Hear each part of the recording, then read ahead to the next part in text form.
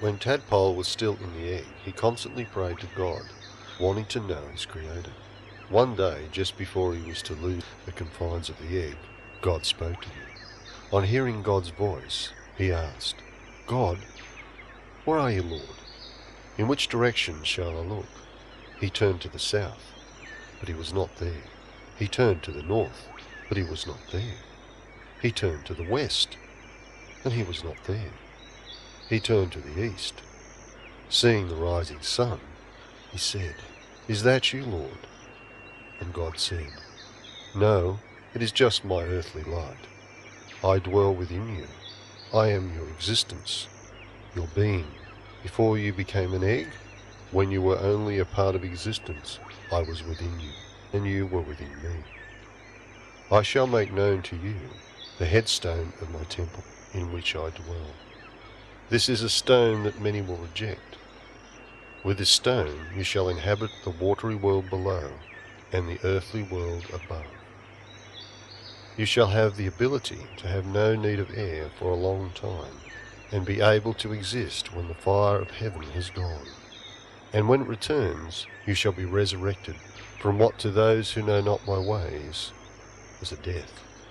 You shall indeed be guardian of the balance of my four-sided stone, the headstone of my temple, and it shall be your form, a form you know not." With this, Tadpole was no longer an egg, but a fish. As he swam in the pond, he asked the Lord, "Is this the shape of the stone, a fish?" And God said, "No, my friend, this is just the stage in which the secrets of my stone shall be revealed. This stage of your journey the Egyptians shall reveal. It shall be known as the Book of the Dead, a rite of passage from one world to another. Osiris, the husband of Isis, shall be killed by Set, who will cut his body into 14 parts and cast into the Nile. Isis must gather her husband's parts from the Nile to resurrect him, for she must conceive her son, Horus. But when she does, she will discover that he has no genitals, for the fish has eaten him. She can only conceive her son by my will. This I will grant, and my son shall create fishers of men. That is to say, my fishy friend, they shall know your journey, to be master of above and below." The tadpole felt quite important. As he swam in the pond, he became so self-important that he swelled up and floated to the surface. The Lord spoke, "Tadpole, your pride has placed you on the surface of the pond, easy prey for the ibis. You are as the stone, little friend. Many will reject you. Only the humble shall know your story, and for the meek, they shall inherit your story. You must become meek." Tadpole soon became deflated and was able to hide from the birds of prey. He soon began to grow uncomfortable. "What is happening to me, Lord?" And God said, "You are growing legs, little one, and each of these shall be a corner of my great stone." As the tadpole grew, he began to lose his appetite and became clumsy with his legs and tail. He asked the Lord, "Lord, if I don't eat, I shall have no nourishment, and I'll perish. Your worry makes you clumsy. You must devour the root of your clumsiness. This will nourish you." So Tadpole tried to eat his tail, but he could no longer reach it. He again cried to the Lord, "How can I eat my tail? It is well behind me. I cannot reach it." And God spoke, "Take your attention inward and become still. Every time you still your mind, you shall eat a piece of your tail, your past. When you have digested it, tadpole shall you be no more." Tadpole did this, and soon was transformed into a frog, climbed onto a lily pad and prayed to the Lord. "Thank you for my experience, Lord," he prayed. And God spoke, "Frog, every time the rain comes, you are to sing the song of your path, so that the meek shall hear the way of transformation, and those that hear your song shall become fishers of men, initiated into the ways of the stone, the staff of the wise."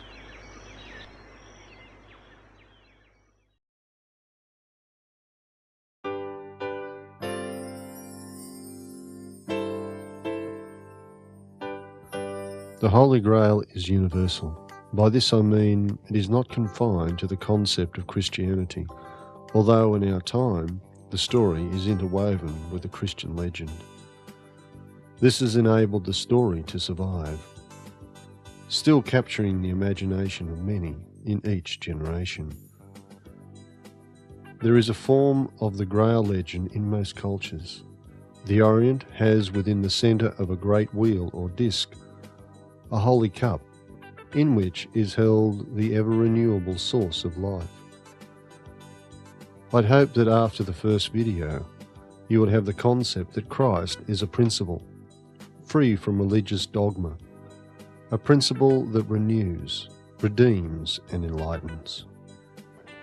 It may be likened to a flame, ever purifying, ever burning upwards, ever enlightening the mind of man. You may call it Buddha, Krishna, the Tao, the Great Spirit, one embodiment of this principle wisely said, "By whatever name you call the Lord, I shall come." This suggests that the name is not of major importance. Knowing the universal is. The name represents the principle. But if you know not the principle, then thy name is in vain. Search for the Grail. In ancient Egypt, the dead were invoked into the thoughts of the surviving by the wren and the car, the name and the image. Man was created in the image of God. All men, women, are in the image, no matter what race or religion. It is universal. Man is the image of God.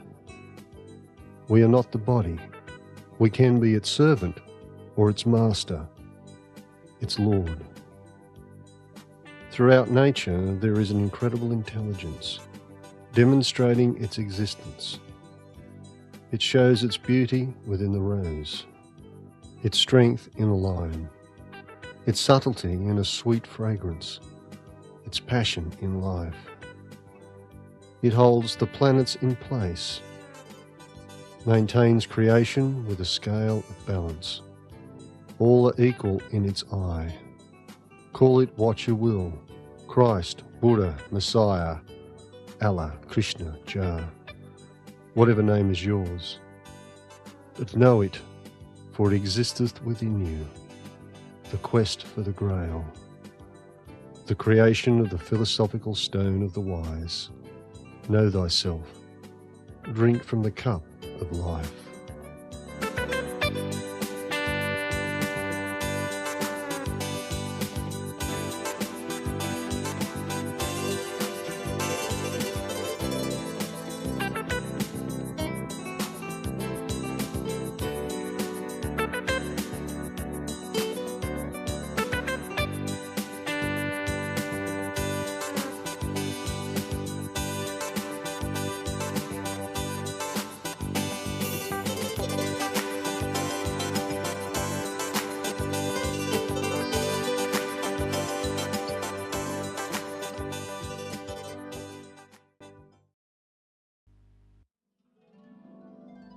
For the young Arthur to prove he was the rightful king, he had to remove a sword that was magically fused to an anvil. This simple part of the story has great Kabbalistic significance. A king has a crown. The hilt of the sword that turned every which way to keep the way to the tree of life is in the sphere of Kether, the crown. This is the sword that King Arthur had to remove from the anvil. The anvil is a symbol of the Sephiroth Malkuth, the sphere at the very bottom, the kingdom, who is the place of the four elements. To remove the sword from the anvil is to extract the quintessence, the spirit, the intelligence from nature. But the old Kabbalistic saying says, as Malkuth is in Kether, so too is Kether in Malkuth. Man is created in the image of God. Among the many things this image represents is a sphinx, who depicts the cherubim, the four great elemental forces of nature.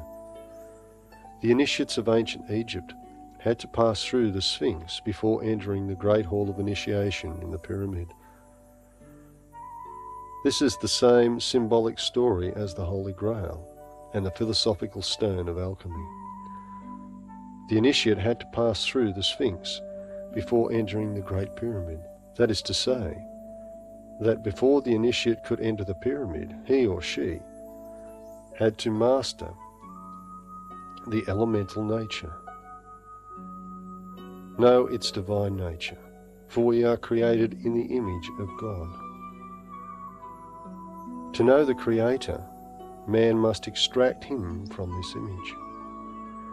Or, in alchemic terms, one must extract the quintessence from the herb, metal, or stone. This quintessence is considered the life force and is of great therapeutic value. Christ had 5 wounds, and the blood of these wounds collected in the Grail, a quintessence. Once the initiate had passed the trials of the Sphinx, he moved on to the pyramid. The pyramid produces an energy, or the quintessence. Among the rites of the pyramid was one of death and resurrection. The initiate was placed in a sarcophagus for 3 days, where he or she underwent the rite of passage from one world to the next. This infused the initiate with their immortal spirit. Like the alchemic elixir, the quintessence is extracted. The initiate becomes full of virtue, woken to the universal principle.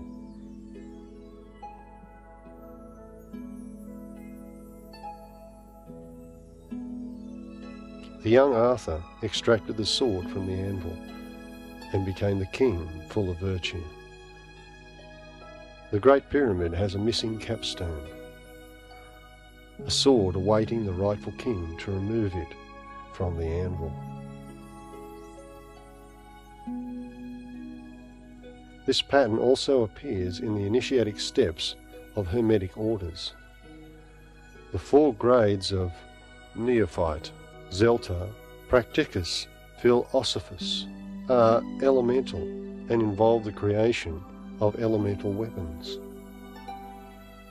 The grade of Adeptus Minor, or Taparith, is where the initiate attains knowledge and conversation with a holy guardian angel. From this point, the initiate has no need of earthly instruction. Instruction comes from the higher genius. Jesus was crucified upon a cross. This cross. Above his head were the letters INRI. Jesus of Nazareth, King of Israel. In thy name shall many great things be done. He also said, I have come with a sword. He spent 3 days in a cave, where he rose from the dead.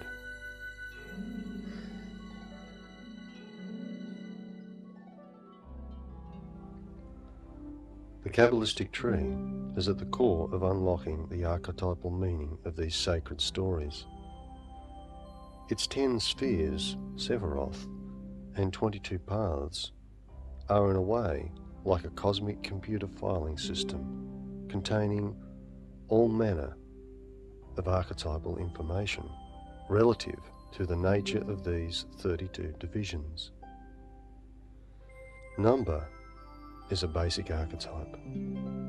Each of the spheres and paths are given a number, and these numbers are considered the order of creation. Let me give you an example of this archetypal language. After Jesus died on the cross, he spent 3 days in a cave. The cave is the totem of the Sephirah Binah, the third Sephirah in the order of creation. Binah is the supernal mother and is given the title of understanding. What can we understand from this? Jesus was crucified upon a cross. All crosses are associated with the 4 elements. This particular cross sits upon this position on the tree of life, which directly suggests the elemental grades of the Hermetic initiation. This initiatic process predates Christ considerably. We are all crucified by the elements while we are in existence on earth. Binah, our cave of 3 days, is also associated with the planet Saturn. The cave was sealed with a stone. The stone of the wise is made from the 4 elements. The quintessence is extracted. Saturn is also the lord of death and karma, and rules stones. The alchemical metal of Saturn, the most putrid of the alchemic metals, is lead, and it is to be transmuted to gold. Saturn is also associated with the Hebrew letter Tor. Tor's place upon the tree is the path from Malkuth, the kingdom, to Yesod, the foundation. A totem of this path is the Tor cross. Within these archetypal images is a constant theme of the 4 elements. The tarot card, the World, is the card of Tor, or Saturn, and of course it continues the same archetypal pattern. In the 4 corners of the card are the cherubim, representative of the 4 elements of nature. Next is the wreath, which is in the shape of the mandala. The mandala is a PHI formulation. The pentagram and the pyramid are also PHI formulations, a quintessence. Within the mandala is the hermaphrodite, a being containing both polarities. In her hands are 2 wands, the weapon of fire, suggesting the 2 virtues of fire, purity and light. She has a puce veil covering the genital region. This relates to the mysteries of Yesod.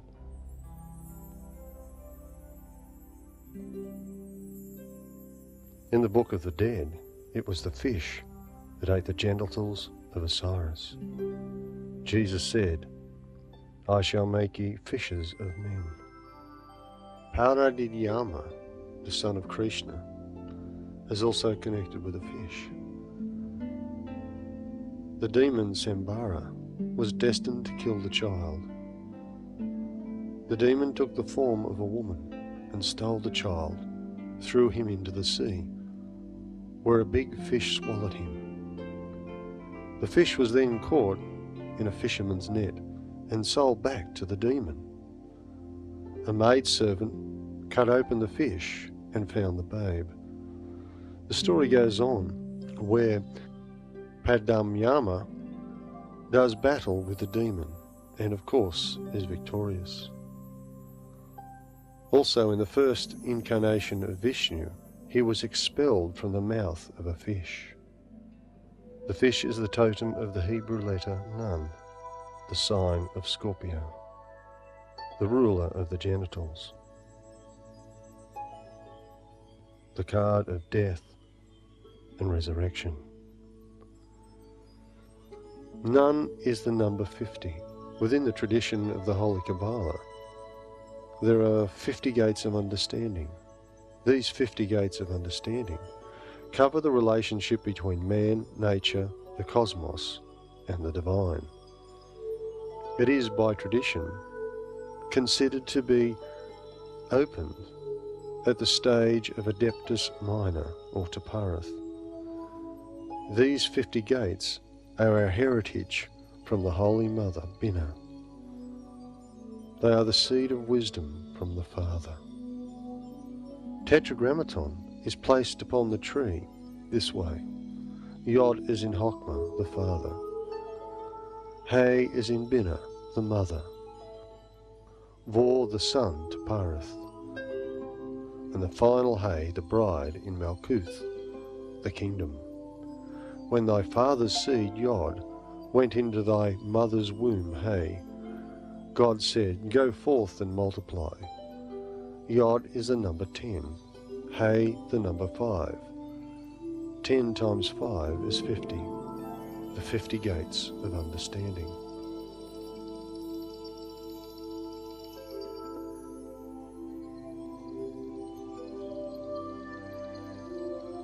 One legend has it that this information was given to man by the demigod Hermes.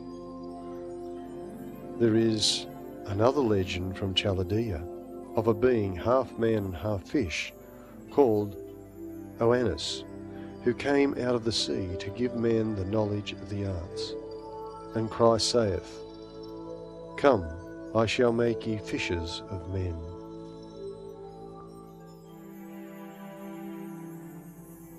The term Israel in the Hermetic Kabbalah is not the race of people, although they are strongly associated with the Kabbalah. It relates to those who are spiritually awake. This may best be described in relationship to the candle. A candle has no life until it is lit. When it is lit, it is alive. This life is known as Shekinah, the female presence of God. Her fiery light presence is the subtle body of man.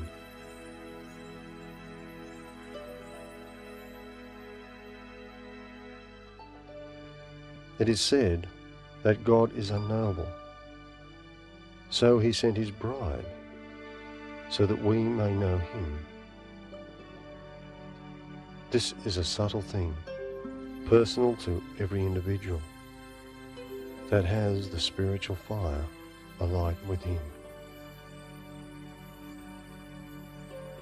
Yesod is where the wick burns. I call it the burning. This burning is the foundation of existence. From an aspect of the Kabbalah known as the 32 paths of wisdom, it is known as the sphere of purifying intelligence. It purifies enumerations, qualifies and adjusts the manner in which they are represented, and unites them with itself, so that they may not suffer division and destruction.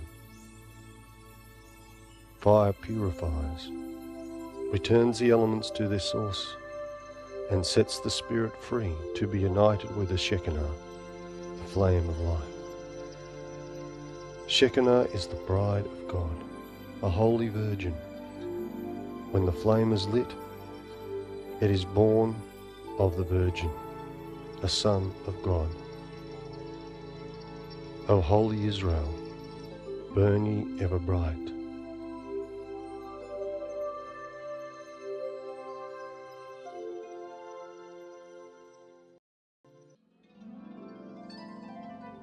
It takes a rightful king to remove the sword from the anvil.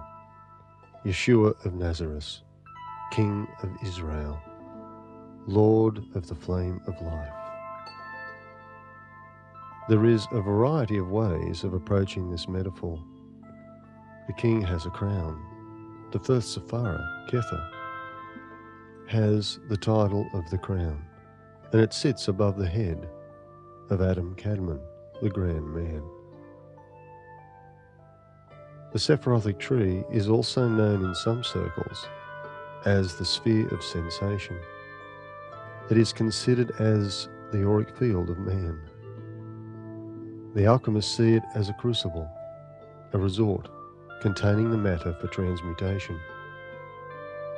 When sealed hermetically, the great work can begin. This suggests one must take responsibility for one's circumstance, not blame and project out, not seek anything outside, for all exists within man. Man is in miniature all that is. I see it as the flame. The flame is the subtle body, the activity of spirit upon matter. The crown Kether is the first point where what may be termed nothing becomes something. This can be experienced by taking your point of awareness to above the crown of your head, where the sphere of Kether resides. It's approximately a foot in diameter. Vibrate the word Ahaya until you feel a subtle pressure upon your crown. The time it takes for one to experience the energy differs from person to person. It's a matter of developing the sensitivity. The word Ahaya means I am. Nothing becomes something. When nothing becomes something, it is the beginning of existence. As we go through life, we try to identify ourselves with many things, and for a time we believe we are them. Contemplate how many places you identify yourself. I am happy, I am sad, I'm mad. In reality, you are none of these things, for I am is the first, the source. You may see it in a way as the Father. Extracting the I am out of these things is a form of removing the sword from the anvil, being Lord of your kingdom. The Lord's Prayer has 10 stanzas, and each of these stanzas has a place upon the tree of life. By vibrating each stanza in its appropriate sphere, you can awaken the whole sphere of sensation. Also, you create what is called the lightning flash, or order of creation. So he drove out the man, and placed at the east of the Garden of Eden cherubims, and a flaming sword which turned every way, to keep the way of the tree of life. This sword that turns every way is a great symbol, and any beings of a subtle nature that witness this symbol will quieten and obey. It is the order of creation, and where the order of creation is present, so too must be the Creator.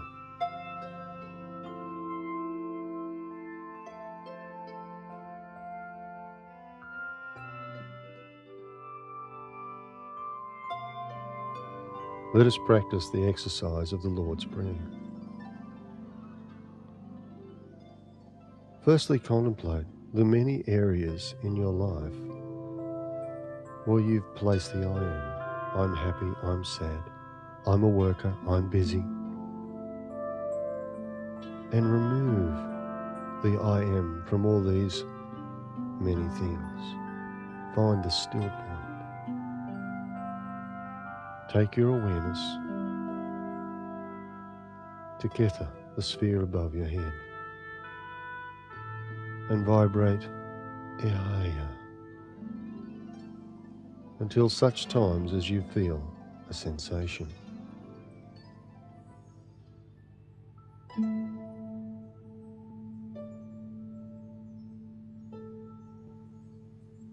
Then vibrate the words, Our Father.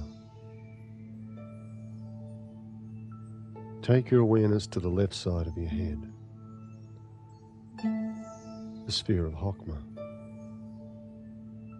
and vibrate the words, "Who art in heaven." This means the macrocosm, the heavens. Take your awareness to the right side of your head, the sphere of Binah, and vibrate, "Hallowed be thy name." All that you speak from this state of being is sacred. The holy name of God is a holy word.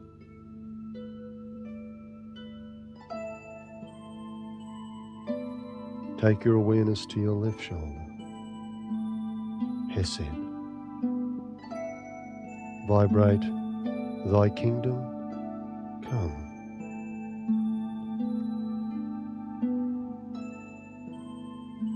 You will stand in holy ground. Take your awareness to your right shoulder, Gebirah. Thy will shall be done. Contemplate what your will is, and that it will manifest upon the earth.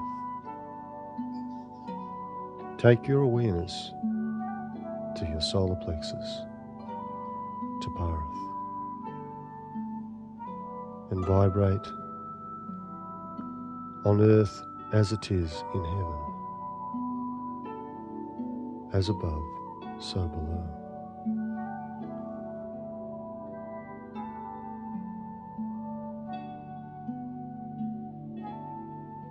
Take your awareness to your left thigh. This is the sphere of Netzah. Vibrate the words, "Give us this day our daily bread." Each day we are given the day to experience life. All our experiences are our bread. It is for us to extract the nutrition from each experience. Take your awareness across to the right thigh, the sphere of Hod, and vibrate,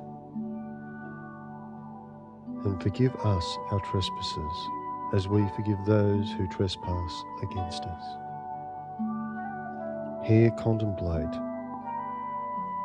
where you hold blame for others, where you blame yourself. For you can go no further until you free yourself of guilt. Next, take your awareness to your genital region, the sphere of Yesod, and vibrate, "Lead us not into temptation, but deliver us from evil." Here it suggests that we maintain a one-pointed focus, maintaining the center pillar. Take your awareness to your feet, the sphere of Malkuth, the kingdom, the holy ground upon which you stand, and vibrate, "For thine is the kingdom, the power and the glory, forever and ever. Amen."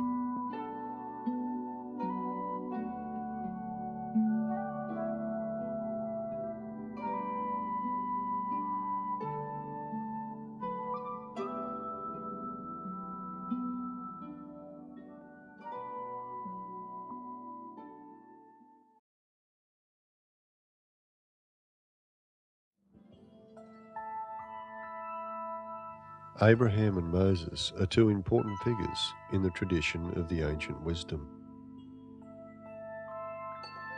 Moses brought forth the 10 Commandments, and Abraham became the father of nations via a covenant with Tetragrammaton. Over 5,000 years ago, Abraham established the foundation of the Kaaba at Mecca. And from that day to this, It has been considered as the spiritual centre of the earth. People have been in constant pilgrimage to this holy place. And the Lord said unto Abraham, I shall make ye father of nations. By moving the first letter of his name, we arrive at the name Brahma. Brahma is considered as the non-existent existing, or the point of being or not being, the day and night of Brahma. It is considered in some texts as the Word. The Word is known, yet the speaker is unknown. We can see creation, but the Creator is unknown. Creation began through Brahma. Abraham became the father of nations. To the Kabbalists, the exploration of the name Abraham can be quite revealing. It has a primary value of 248. The first two letters of the name, AB, in Hebrew this is a word for father, and has the addition of 3. Father is associated with the Sephirah Chokhmah, wisdom, and the number 3 with the Sephirah Binah, understanding. So I pose a question, understanding of what wisdom? The understanding is in the remaining equation, 245. Adam Kadmon, the archetypal man, demonstrated as the tree of life, has a value 245. Abraham, father of the understanding of the wisdom that is man.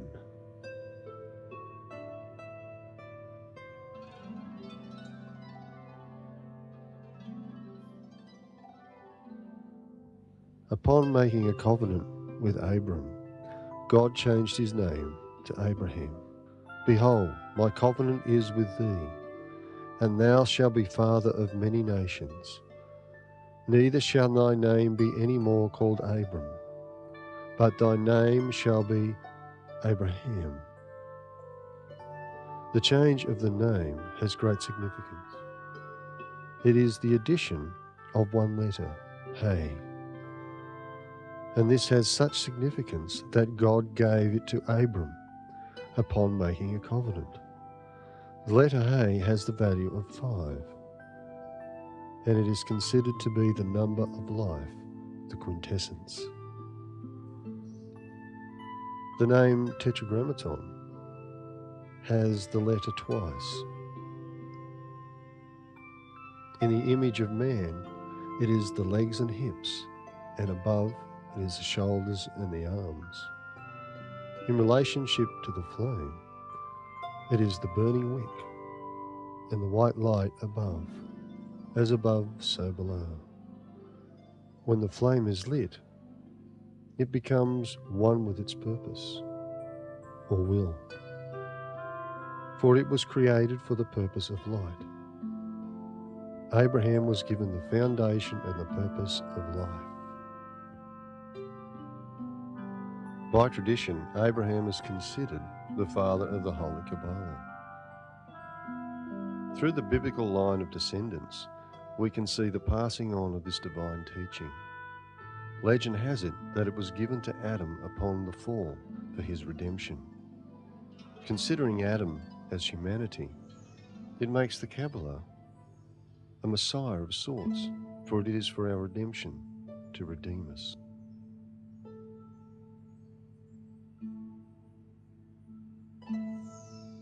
The name Moses has interest for us seeking insight into the staff of the wise.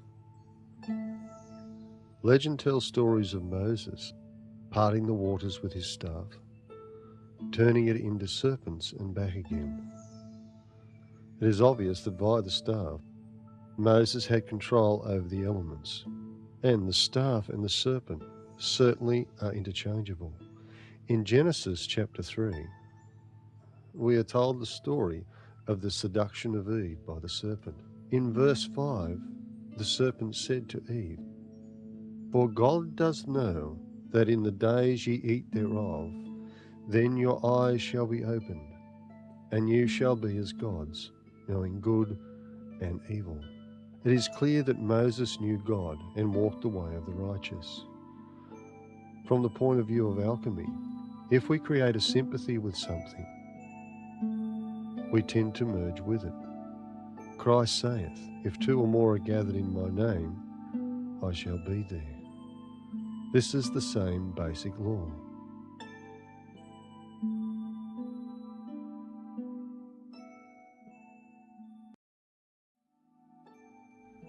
In the mysterious tradition of the Kabbalah, there is a procedure of revelation through number, a kind of a secret code. Every letter has a number, and every word is an equation. The word Moses, via a process called gematria, has a numerical value of 345. A word meaning staff has the numerical value of 345. So via the law of gematria, we can assume that Moses and the staff have a relationship. In fact, as far as geometric value is concerned, they are the same. Via another secret Kabbalistic code, that of Timuria, we explore the various combinations of the number, thus turning 345 to 543, like the serpent and the staff. We find that Moses' revelation given to him by the one true God, when he was on the mount receiving the law, was Ehia Asher Ehia, I am that I am. For the many things this suggests, one covering explanation is, I know myself, and in knowing myself, I know my Father. Similar to Jesus' I and the Father are one, and the ancient saying, man, know thyself.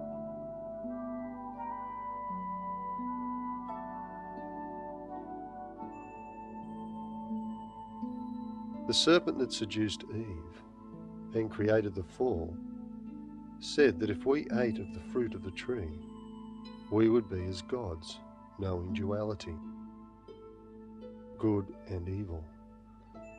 The serpent has long been a symbol of wisdom, particularly occult wisdom. Woman knew that the tree would make one wise. She ate of the fruit, and man was consequently cast out of the garden. And the Lord drove out the man, and placed at the east of the garden cherubims, and a flaming sword that turned every way, to keep the way of the tree of life.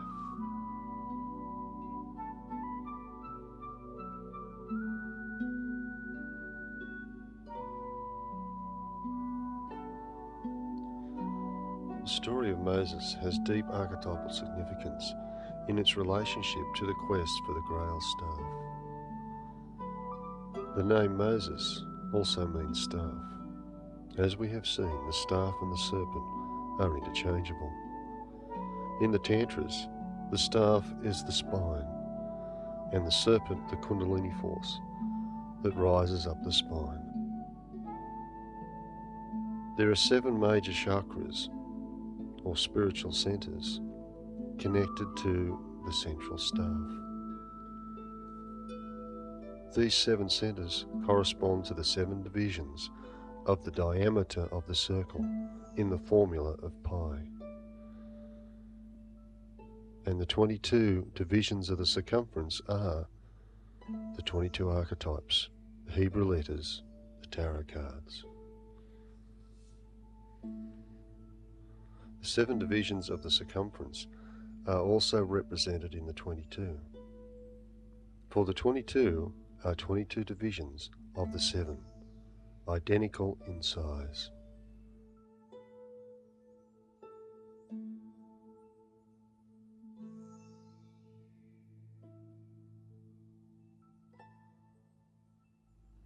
Moses led his people out of bondage in Egypt on their spiritual quest to find a land of milk and honey. Egypt is a form of Malkuth, the kingdom.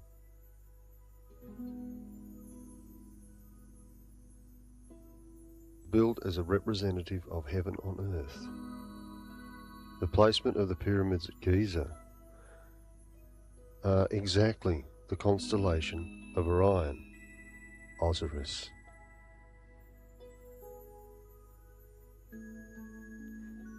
In the Exodus, Moses leads his people from Malkuth to Yason.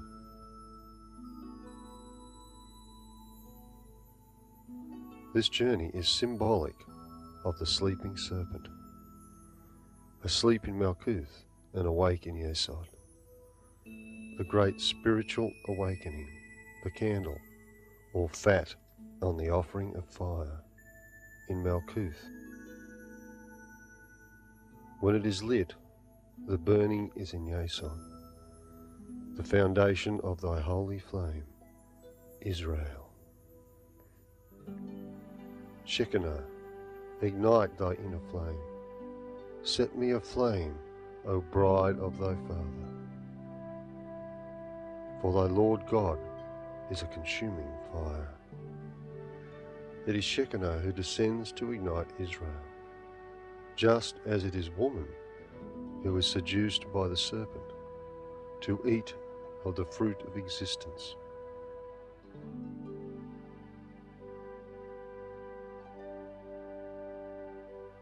And man fell from paradise into flesh. In reality, it could be no other than woman to bring on the fall. For it is she who is the doorkeeper between this world and the next.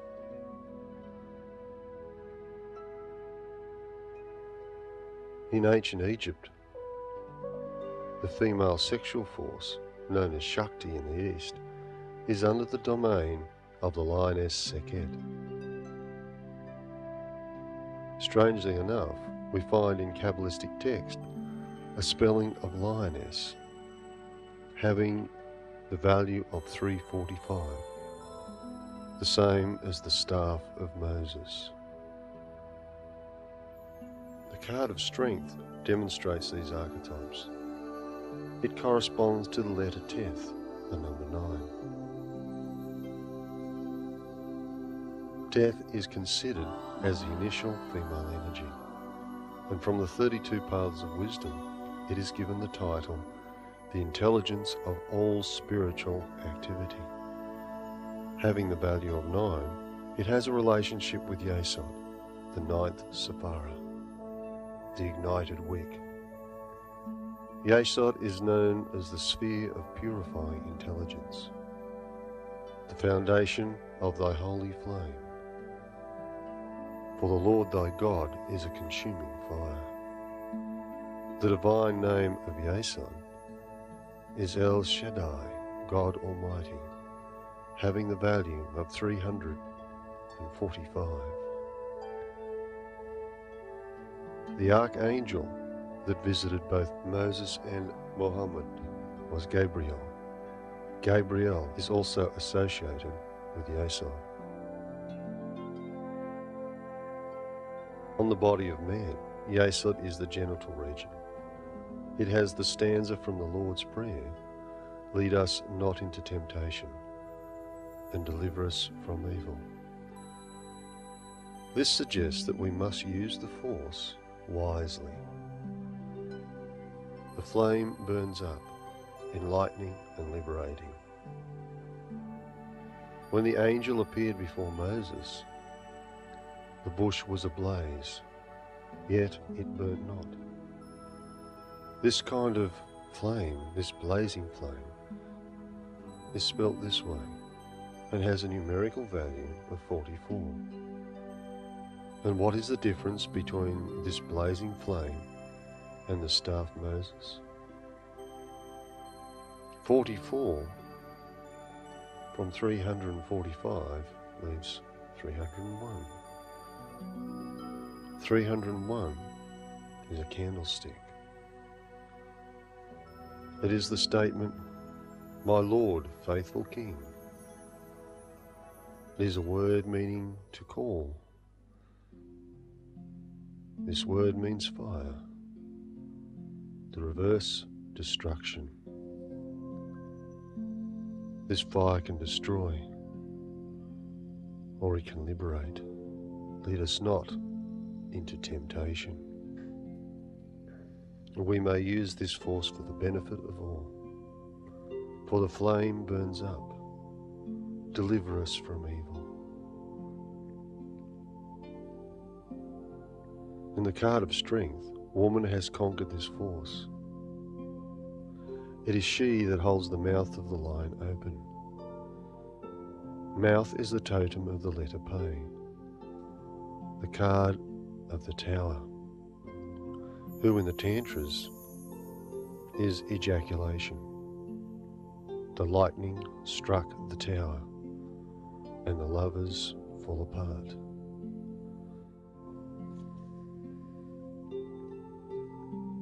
And it is from this mouth that she, woman, gave birth to the Word made flesh.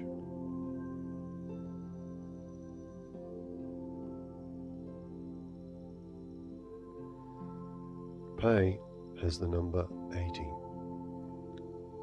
Teth, the number 9, is 89. 80 and 9 is 89. Silence.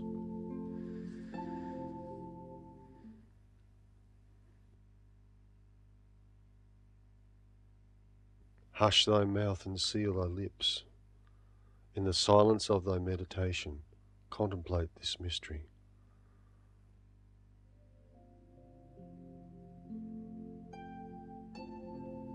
Pei is the planet Mars.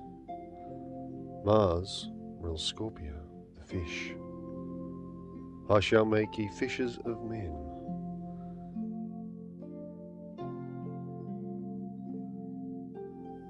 Cast ye not pearls before swine. We are all daughters until our inner flame is lit.